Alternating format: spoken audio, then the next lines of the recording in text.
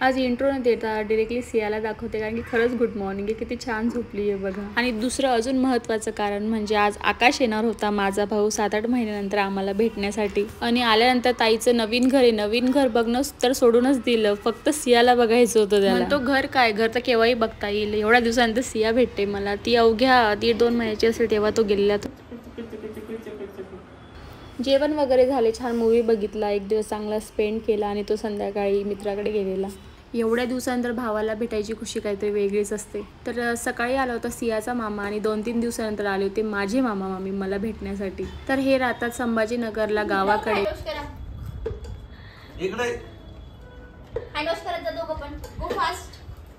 कुठे निघाल तुम्ही दोघं जण?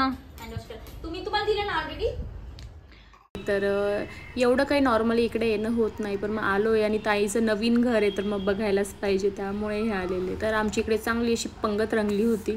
शिफ्ट होऊन तर 1च महिना झालाय, पण एका महिन्यामध्ये माझे मम्मी पप्पा, यांचे मम्मी पप्पा, सियाची मावशी अदिती, माझे दीर अमोल भैया, सियाचा मामा, यांची मामी, तिकडेच बाय बाय करते,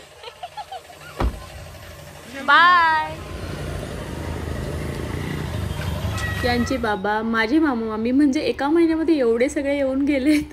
तर असं वाटतच नाही आहे की आपण संभाजीनगरवरून एवढं दूर राहतो पुण्याला आणि पुण्यामध्ये आपलं कुणी नाही आहे। भेट 2-3 तासाची का होईना, पण असं वाटतं की नाही आपलं कुणीतरी आलंय।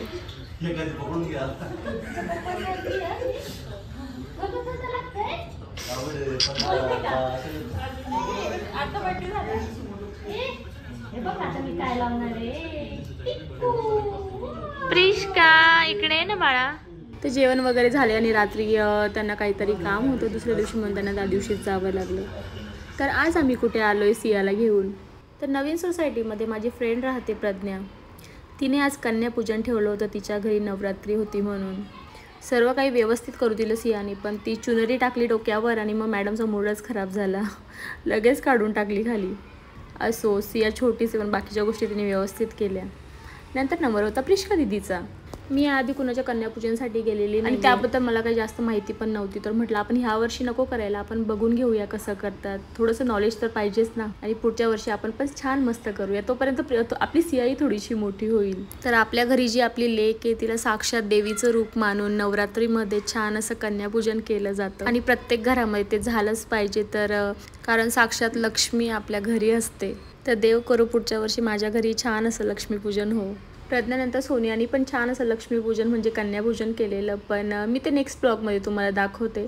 सर्व झालं, आज होता दसरा, तर दसऱ्याला छान असं उंबरठ्याचं पूजन करून मस्त अशी रांगोळी काढली होती। आणि जेही आज फुलांचे हार बनवले, सगळ्यात आधी हार घातला असेल तो म्हणजे सियाच्या सायकलला। लहान मुलांना प्रत्येक गोष्टीचं किती कौतुक वाटतं, कारण आपण पण ह्या गोष्टींचा कधीतरी अनुभव घेतलेला होता।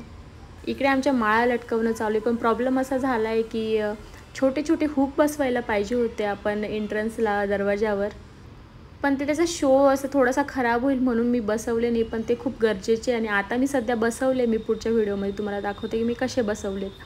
त्यामुळे छोटासा जुगाड करून थोडेसे सेलो टेपनीच त्या माळा लटकवल्या, पण ते काही जमलंच नाही शेवटी, आणि शेवटी ते काढून मग साईडलाच ठेवलेले होतं। जिजू एका महिन्यासाठी बाहेर गेले होते म्हणून इकडे जिजू तुम्हाला दिसणार नाही व्हिडिओमध्ये। इकडे प्रिष्का दिदी, सियाची सायकल सगळेच होते। आणि पूजेसाठी आधी नंबर कोणी लावला तर सियानीच लावलाय।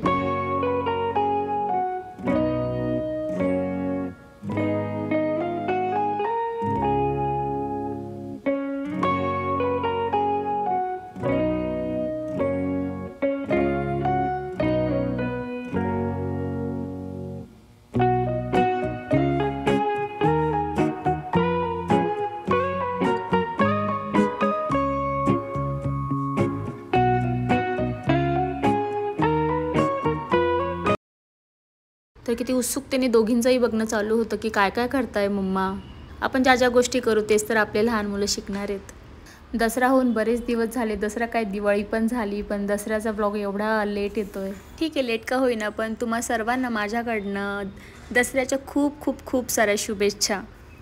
जर डिटेल व्हिडिओ टाकायला गेले, कन्यापूजन असो दसऱ्याचं असो, तर खूप मोठा व्हिडिओ होऊन जातो आणि मग शेवटपर्यंत बघताही येत नाही एवढा मोठा व्हिडिओ। त्यासाठी छोट्या छोट्या क्लिप करून मी एकाच व्हिडिओमध्ये सगळ्या टाकल्या आहेत। तर आशा करते की तुम्हाला आजचा व्लॉग खूप आवडला असेल, तर प्लीज एक लाईक करा जर चॅनलवर नवीन असाल तर चॅनल सबस्क्राईब करा. तर भेटू लवकरच, तोपर्यंत बाय.